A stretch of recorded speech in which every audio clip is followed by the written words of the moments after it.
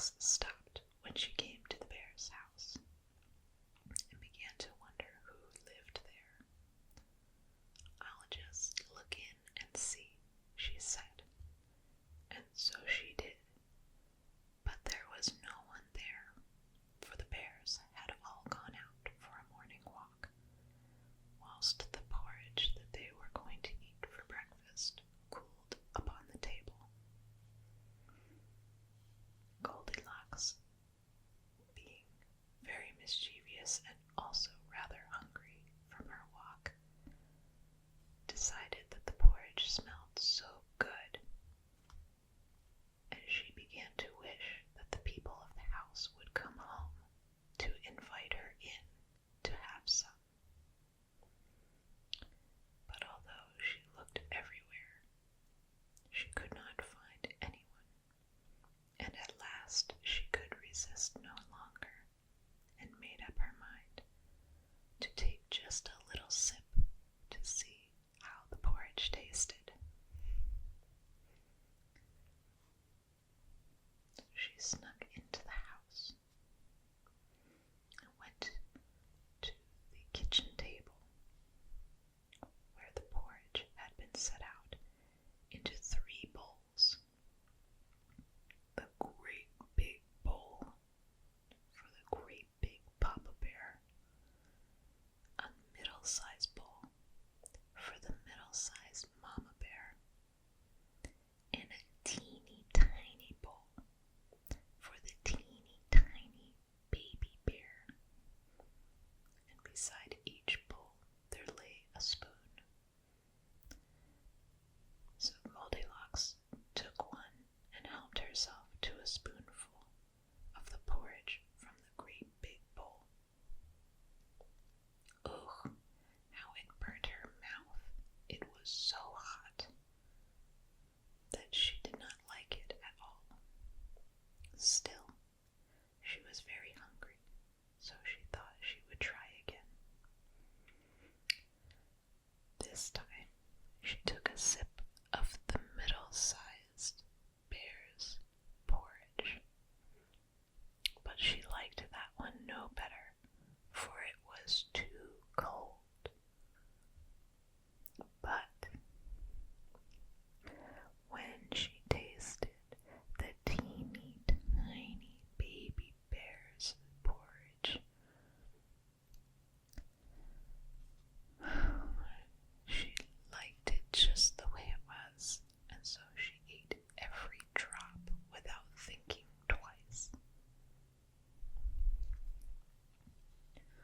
When she had finished, she noticed there were 3 chairs standing against a wall. One was a great big chair, and she climbed upon it and sat down. Oh dear, how hard it was!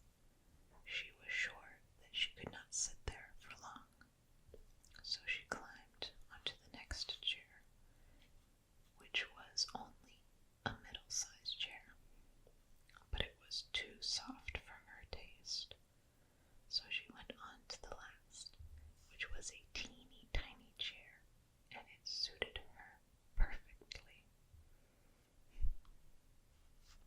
It was so comfortable that she sat on and on until, if you can believe it, she actually sat the bottom out of the chair. Then, of course, she was comfortable no longer, so she got up and began to wonder what she should do next. There was a staircase in the bear's house, and Goldilocks thought she would go up and see where it led to. So up she went, and when she reached the top, she laughed outright, for the bear's bedroom was the funniest she had ever seen. In the middle of the room stood a great big bed, and on one side was a middle-sized bed, and of course on the other there was a teeny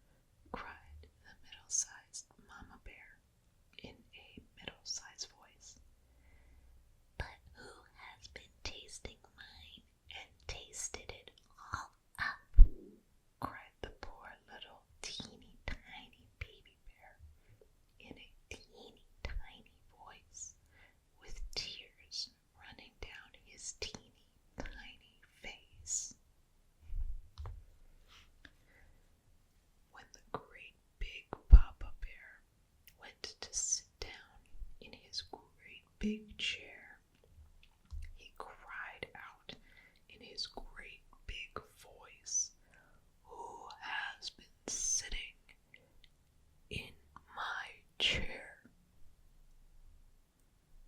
And the middle-sized mama bear cried in a middle-sized voice, "Who has been sitting in my chair?" But the teeny tiny baby bear cried out in a teeny tiny voice of anger, "Who has been sitting in my chair and sat the bottom out?" By this time, the bears were sure that someone had been in their house lately, so they looked around to see if someone were not there still. There was certainly no one downstairs, so they went up the staircase to the bedroom.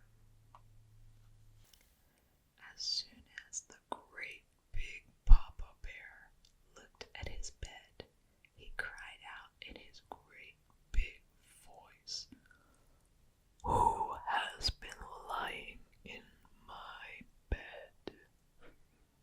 And the middle-sized mama bear, seeing that her coverlet was all rumpled, cried out in a middle-sized voice, "Who has been sleeping in my bed?"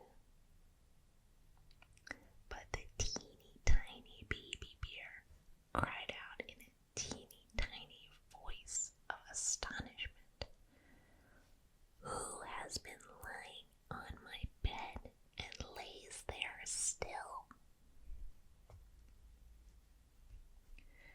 Now, when the great big Papa Bear began to speak, Goldilocks dreamt that there was a bee buzzing in the room.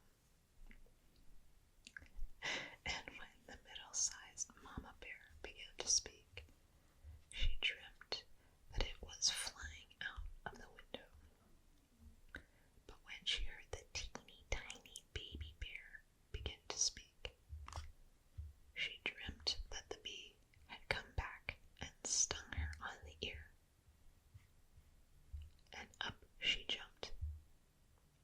Oh, how frightened she was when she saw the three bears standing over her.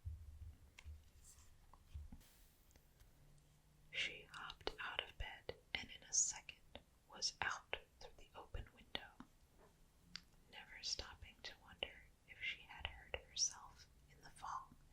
She got up and ran and ran and ran until she could go no farther, always thinking that the bears were close behind.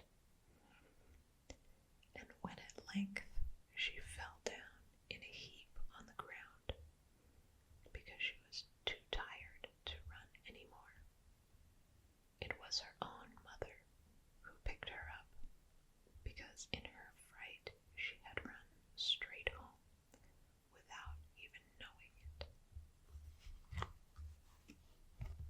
The end. Don't forget to like and subscribe.